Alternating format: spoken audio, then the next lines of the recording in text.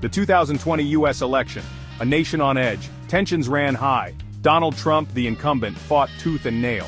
His opponent, Joe Biden, inched ahead. Claims of fraud filled the air. Trump refused to concede. The seeds of chaos were sown. The world watched with bated breath. America, the beacon of democracy, seemed to teeter on the brink. Little did anyone know a far greater threat loomed. A storm far more insidious than any election dispute. This was not just about ballots, this was about power, absolute power, and it was coming from afar. The first sign was subtle, a flicker, then darkness. The eastern seaboard went dark, then the west. Panic surged through the nation. It wasn't just the lights, phones died, internet crashed, America was blind, deaf and alone. Cyber warfare, whispers turned to screams, Russia. The accusations flew, but proof was irrelevant. The damage was done. America, the land of innovation, was crippled by an invisible enemy. An enemy that knew its vulnerabilities. An enemy that had planned this moment. As if the blackout wasn't enough, another horror unfolded. A grainy image captured by a terrified fisherman off the coast of California. A submarine, massive, black, menacing. The world held its breath. This was no ordinary vessel. This was a Typhoon-class submarine, the largest ever built, armed with nuclear missiles, capable of unimaginable destruction, a symbol of Russian might, and it sat just miles from American soil. A message crackled across emergency frequencies. It was in Russian, then a heavily accented English translation. The voice was cold, firm, absolute. Vladimir Putin, the Russian president. His words sent chills down the spines of every American. Surrender, or face the consequences. The message was clear. The submarine was not a bluff. It was a loaded gun, pointed at the heart of America. The choice was stark, unthinkable. Submit to Russian rule, or be wiped off the map. As if on cue, the January 6th riot exploded, but this time it wasn't just angry protesters. Russian agents disguised among the crowd fueled the flames. The capital was overrun. The government, paralyzed and leaderless, crumbled. The world watched in horror as America, the self-proclaimed leader of the free world, tore itself apart. The beacon of democracy, extinguished by its own hand.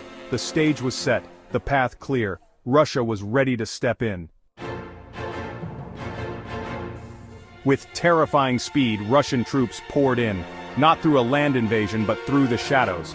Airports, ports, and military bases were secured. The American people, still reeling from the cyber attack and the chaos, were caught completely off guard. Resistance was futile. The American military, once the mightiest in the world, was crippled, its command structure shattered.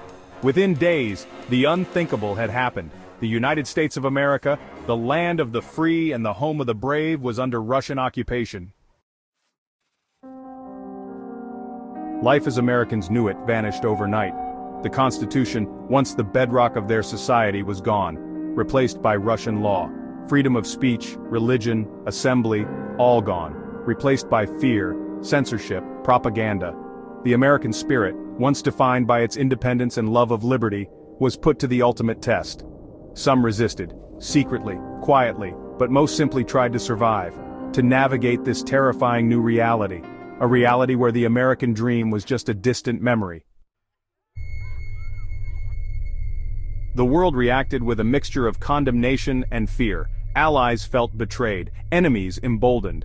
The United Nations, toothless in the face of such aggression, issued strongly worded statements. Sanctions were imposed, but it was too little, too late. America, once the world's policeman, was now its prisoner. The global balance of power had shifted, and in the shadows other nations watched, learned, and perhaps planned their own moves.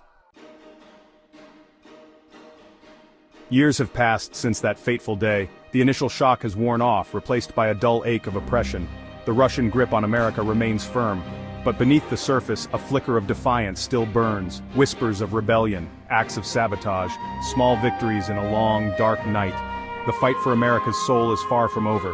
The spirit of 1776, though battered and bruised, refuses to die.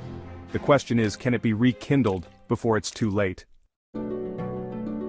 17. It's supposed to be about bad decisions and first kisses. Not wondering if you'll see 18. My name's Alex, and this is my America. 2030. 5 years under Russian occupation. My town, once buzzing, is now eerily silent after curfew. Russian patrols, faces hardened, stalk the streets.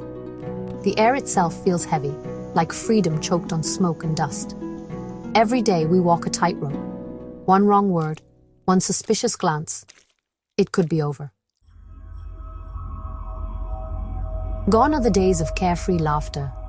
Now, it's hushed conversations, eyes darting around. They're always watching. Cameras on every corner, drones buzzing overhead. The weight of their gaze never leaves you. Food is scarce. Electricity, a luxury. We rely on smuggled goods, whispers of a rebellion in the shadows. But hope is a flickering candle in a hurricane. It's hard to keep the faith. Our lives are a series of restrictions. Curfews dictate our movements. Gatherings are forbidden. They fear our unity, our strength.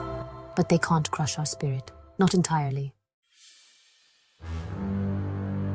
They've infiltrated everything. Movies, Russian propaganda, action heroes spouting Kremlin lines, video games, simulations where you gun down American terrorists. It's a slow drip of poison designed to warp our minds. But we're not stupid. We see through the lies. We listen to forbidden music on cracked headphones. We share stories of the past, of a free America, passed down like precious heirlooms. School. Remember when it was about learning, about dreaming big? Now, it's Russian history, Russian language, Russian propaganda. They want to erase who we are, brick by brick. Teachers, some compliant, some with fear etched on their faces, parrot the mandated curriculum. But in hushed tones, in stolen moments, they whisper the truth. They plant seeds of defiance, of hope. We may be young, but we are not broken. We are the resistance, armed with courage and whispers of freedom. They may have taken our present, but they will never take our future.